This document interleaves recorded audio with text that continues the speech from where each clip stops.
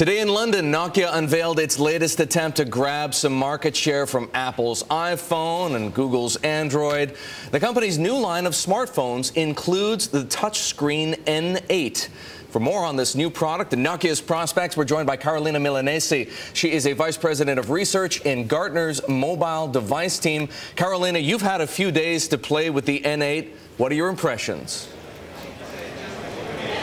I think you have to look at the devices in two separate ways. You look at the hardware side, and it's a very compelling offering at a very aggressive price point. And then you look at how much work Nokia has done between Nokia World last year and this year, and I think you would be pleasantly surprised. But you also look at what else is in the market from high-end Android market products and iPhone, and you see how much more work Nokia needs to do. Now, is that to say that Nokia, which has had its head handed to it by Apple and Google, really hasn't yet come up with a formula to compete with either of them? I think Nokia has the vision as far as how it's going to compete. So the blending of the services and application with the hardware and driving that forward. I think execution has not been as timely as Nokia would have wanted to be, which has caused Nokia to fall behind. Carolina, Nokia is still putting its eggs, at least with the smartphone, in the Symbian basket. This is the operating system that they've invested in heavily, competing with Apple's operating system and, of course, Android.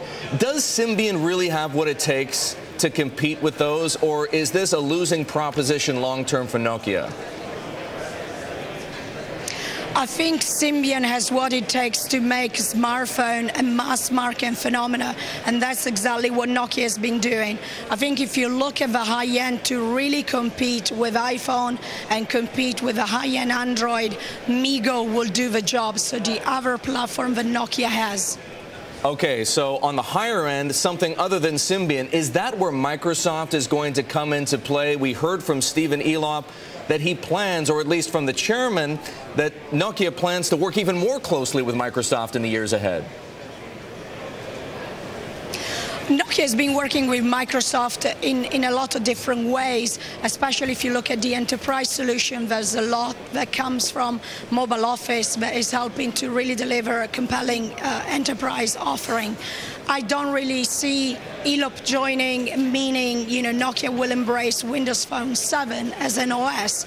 Nokia has already 3 OSs that they'll continue to develop, but I would definitely see more collaboration coming and possibilities coming from that background that Stephen Elop has. Absolutely. Carolina, one last question for you. One of the things Nokia lacks in this competition is a little bit of sex. Apple is a hot, sexy product. Google has the sort of 21st century feel to it. Nokia feels very much 20th century. Is this Pamela Anderson advertising campaign really going to do it for Nokia when it comes to the N8 and turning people onto this company?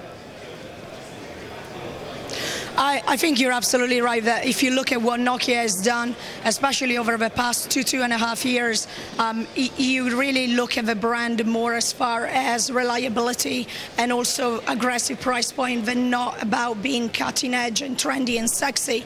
And there's a lot that needs to be done. But it's hard to do that when you don't have the products that, to speak for it.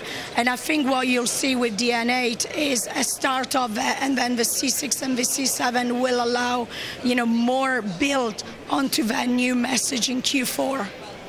All right, we'll see if Pamela Anderson can do it for Nokia. Carolina Milanesi of Gartner in London at the N8 launch event. Nokia doing its best to get back into the smartphone game.